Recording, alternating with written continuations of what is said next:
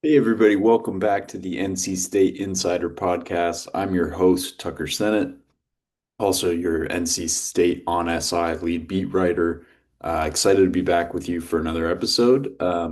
Today we're going to be talking about sort of the Wednesday media availability notes and thoughts, things that the players and head coach Dave Doeren had to say after another rainy day of practice. It's kind of been the recurring theme for the Wolfpack throughout this fall camp is dealing with the weather, and that was something that Doran addressed certainly. So we'll get into that here in a moment. But maybe the most interesting thing we got from Doran about the program, and if you're not familiar, which I'm sure many of you are, but if you're not familiar, NC State football runs a pretty tight ship when it comes to what they show and want the media to know and what they don't want the media to know. And as for the reporting, we can't watch practice, so we don't really see much. But Doran revealed some things about a scrimmage that the team held last week, and they played in the pouring rain and ran about 140, 145 snaps, he said, or 145 plays. And apparently, according to Dorn, didn't fumble the ball once. So that's a big achievement. Ball security obviously can win and lose football games, and that could go a long way if this sort of wet weather continues into the fall during the season, because they will have to play in conditions like this at some point.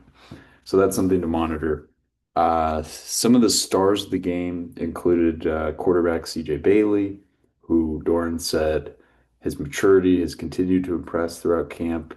It's been something to sort of hang their hat on offensively. His development, the continuity with Roper at offensive coordinator, all have been impressive, and he performed well even in the rain, which is good for the Wolfpack.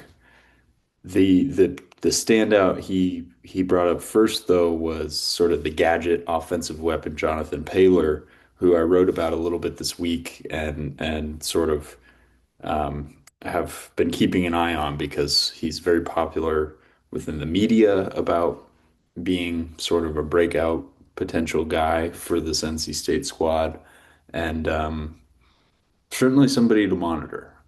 He's a gifted athlete, super fast, and apparently just was really excellent in that scrimmage because it was the first time you can really see if guys are able to actually bring him down because they're tackling.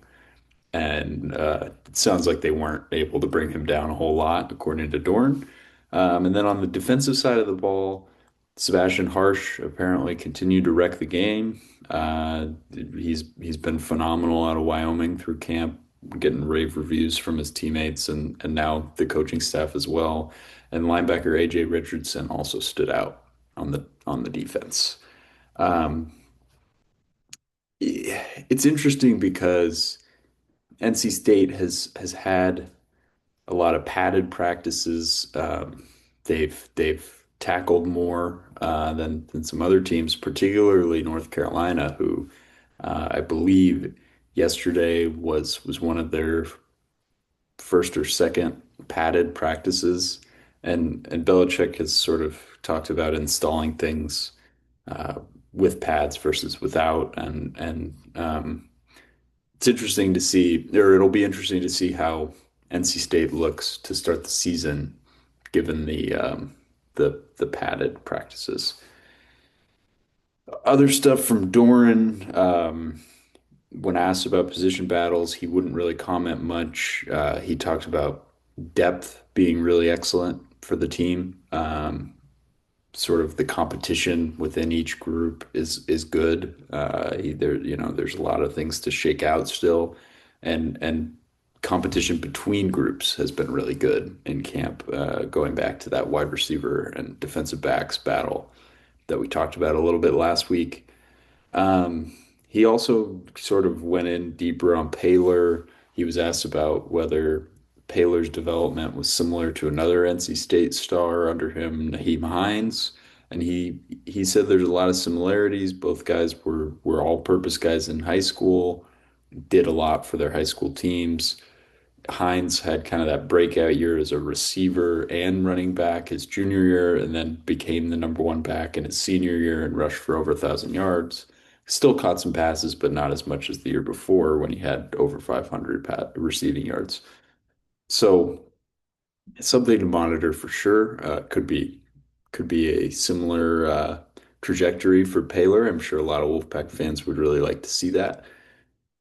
And the weather, it's been ugly. There should be an article coming out about NC State dealing with the weather. It's sort of, I mean, it's another overcast, humid day here in Raleigh today.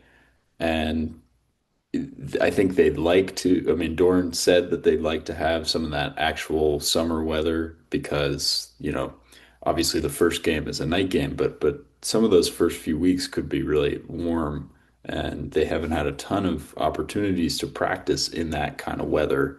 So he just doesn't want them to be caught off guard in those kinds of situations, which, you know, you can control what you can control. And it seems like they're kind of practicing in the rain when they feel it's necessary, but they're using that very nice indoor practice facility a fair amount. And we'll see how they look in the rain if they have to play a game in it because they've certainly had a lot of practice time in it.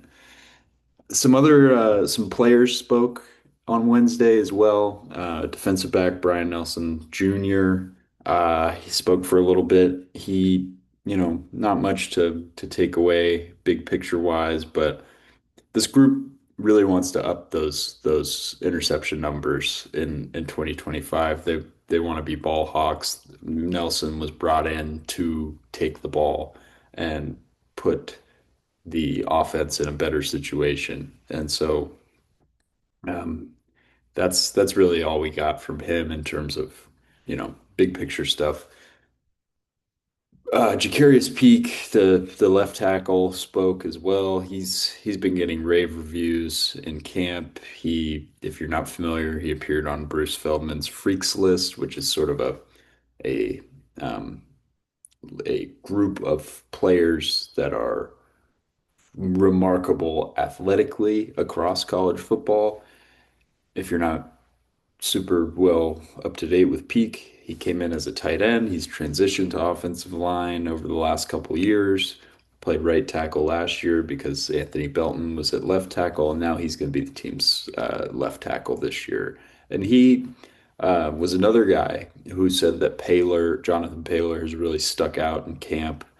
He kept saying how fast he looks out there, and Peak himself is a you know he has a great motor, and when he gets to go out there and block for a guy like that, I'm sure it's pretty fun.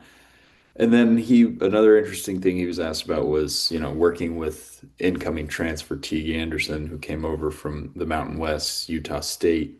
And he looks to be the starting right tackle in Peak's old spot. And Peak was pretty straightforward about it. He said Anderson is also, he's played both sides before in the past. He kind of knows what he's doing, and Peak doesn't want to be overbearing about the adjustment to the position. So that'll be interesting to see. That could be a really good tandem on opposite sides of CJ Bailey. Obviously, a really important tandem in terms of keeping him upright. But those two guys profile to be a pretty strong part of that offensive line. It's more the interior where things get a little iffy, especially at the center position. The other player who spoke was freshman wide receiver Teddy Hoffman. He's a recruit out of South Florida. Really exciting young player.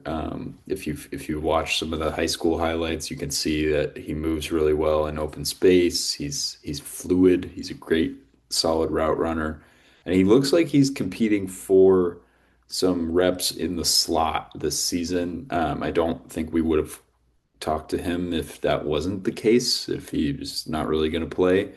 So that's something to monitor for sure. And another interesting thing with him is he's got some chemistry with CJ Bailey already. They're both from the same area in South Florida. They've worked out together, hung out together back home. Hoffman talked about him, you know, sort of connecting with Bailey after he got in or after he committed to NC State, and the two spent some time together over the summer after spring camp. And that could be something really interesting to watch unfold over the course of the season because this wide receiver group has some unknowns. It has some question marks for sure. And, if Hoffman can be that security blanket, that extra set of reliable hands alongside tight end Justin Jolie as a freshman, that could be huge for the Wolfpack offense as they try to improve. Those are sort of the main nuggets. You know, pretty pretty ho-hum days in fall camp as they steam towards that opener on August 28th. And, we're just under 2 weeks from that Thursday night game. And the Wolfpack will be looking to exercise some demons. That's all I got today for the NC State Insider podcast. Feel free to follow along on X, formerly Twitter. My personal account is at Senate Tucker, two N's, two T's, and the at Wolfpack on SI account also worth a follow for more stories, breakdowns, analysis, everything you want when it comes to your NC State Wolfpack. Have a good day, everybody.